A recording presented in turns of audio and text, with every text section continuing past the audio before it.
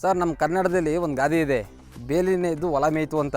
ಆದರೆ ನಾವು ಬೇಲಿ ಹಾಕಿದ್ರೆ ಯಾವುದೇ ಪ್ರಾಣಿನೂ ಒಳಗಡೆ ಬರೋಕ್ಕಾಗಲ್ಲ, ಕಳ್ಳರಕ್ಕೆ ಹಾಕಿದ್ರೆ ಬರೋಕ್ಕಾಗಲ್ಲ. 27 ಎಕರೆ ಇದೆ, ಒಂದು ವಾರಕ್ಕೆ ಮುಗಿಸ್ಕೊಟ್ಟಿದ್ದೀನಿ. 40 ಜನ ಲೇಬರ್ ಬಿಟ್ಟಿದೆ. ಇಲ್ಲಿ 2 ಅಡಿ ಕ್ಲೀನಾಗಿ ಗುಂಡಿ ತೆಗಿತಾರೆ. ಅಣ್ಣ ತಮ್ಮದಿರು ಇದು ಮಾಡಿಕೊಂಡು ನಾಳೆ ದಿನ ಅವ್ರ ಮಕ್ಕಳು ಮೊಮ್ಮಕ್ಕಳು ಕಿತ್ತಾಡೋ ಬದಲು ಇವಾಗಲೇ ಅವ್ರು ಈ ಥರ ಡಿವೈಡ್ ಮಾಡಿ ಹಾಕ್ಸ್ಕೊಂಡ್ರೆ ರೈತರಿಗೆ ಅನುಕೂಲ ಆಗುತ್ತೆ. ಮೇನ್ ಇದು. ಮತ್ತು ನಮ್ಮ ಕೆಲಸ ನೋಡಲಿ, ನಮ್ಮ ಕೆಲಸ ನೋಡಿ ನಮ್ಮ ಕೆಲಸ ಕೊಡಿ.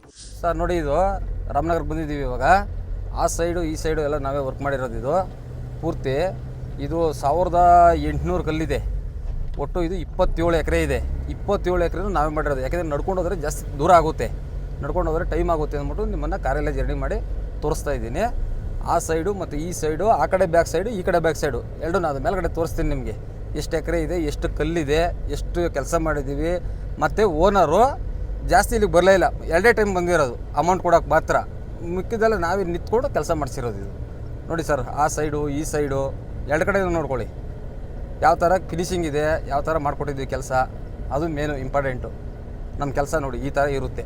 ಎಷ್ಟು ದಿನದಲ್ಲಿ ಕೆಲಸ ಮಾಡ್ಕೊಂಡು ಸರ್ ಇದು ಅವರು ಒಂದು ವಾರ ಕೇಳಿದರು, ಒಂದು ವಾರ ಕರೆಕ್ಟಾಗಿ ಕ್ಲೀನಾಗಿ ಕೆಲಸ ಮಾಡಿಕೊಟ್ಟಿದ್ವಿ. 40 ಜನ ಲೇಬರ್ ಬಿಟ್ಟಿದೆ ಇಲ್ಲಿಗೆ.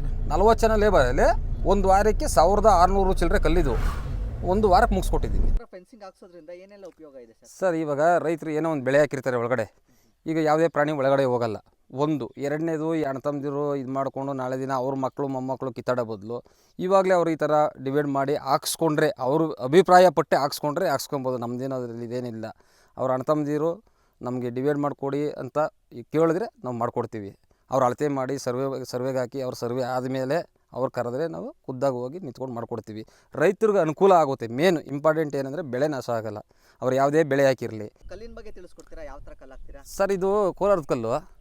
ಇದು 7 ಅಡಿ ಕಲ್ಲು. 2 ಅಡಿ ಭೂಮಿಗೆ ಹೋಗಿದೆ, 5 ಅಡಿ ಮೇಲಿದೆ.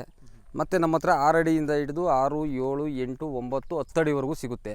ಅವ್ರು ಕಸ್ಟಮರ್ ಯಾವ ಕಲ್ಲು ಕೇಳ್ತಾರೆ ಅದನ್ನ ಹಾಕ್ಕೊಡ್ತೀವಿ ನಾವು. ಬನ್ನಿ ಸರ್, ನೋಡಿ ಇವರೇ ನಮ್ಮ ಲೇಬರ್ಸು. ಈಗ ಹೊಸದಾಗಿ ಬಂದಿದೆ 2 ಬ್ಯಾಚು. ಯಾಕೆಂದರೆ ನಮ್ಮ ಹತ್ರ ಹಳೆ ಬ್ಯಾಚ್ 6 ಬ್ಯಾಚ್ ಇದ್ದಾರೆ.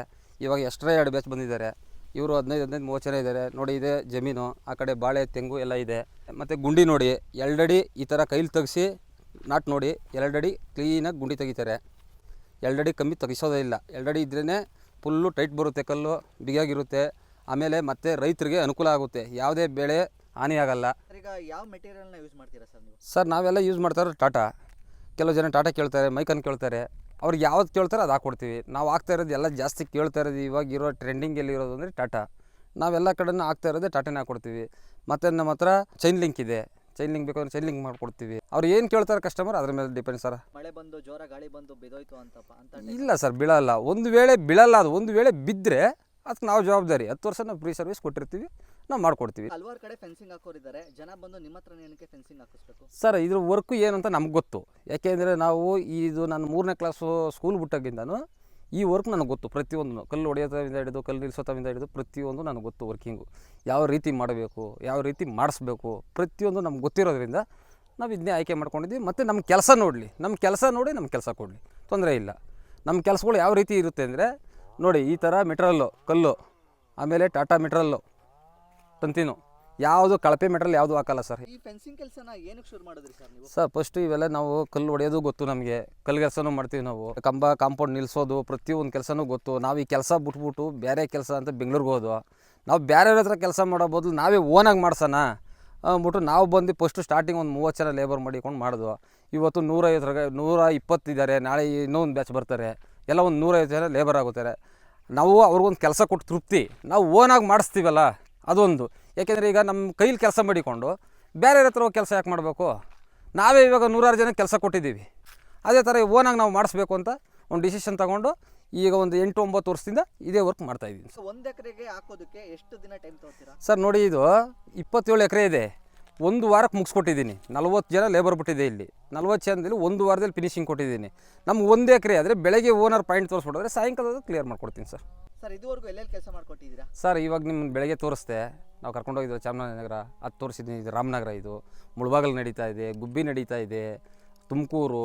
ನಮ್ಮ ಕರ್ನಾಟಕದಲ್ಲಿ ಈ ಕರ್ನಾಟಕ ನಮ್ಮ ಯಾವುದೇ ಡಿಸ್ಟಿಕ್ ಆಗಲಿ ನಾನು ಮಾಡ್ಕೊಡ್ತೀನಿ ಸರ್. ಚಿತ್ರದುರ್ಗ ಮಾಡಿದ್ದೀವಿ, ಹೊಸಪೇಟೆ ಮಾಡಿದ್ದೀವಿ.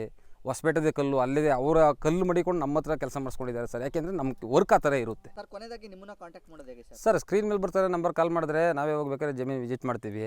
ಇಲ್ಲ ಅಂತಂದರೆ ರಾಮನಗರ ನಮ್ಮ ಆಫೀಸ್ ಇದೆ, ರಾಮನಗರ ಬಂದು ಕಾಂಟ್ಯಾಕ್ಟ್ ಮಾಡ್ಬೋದು.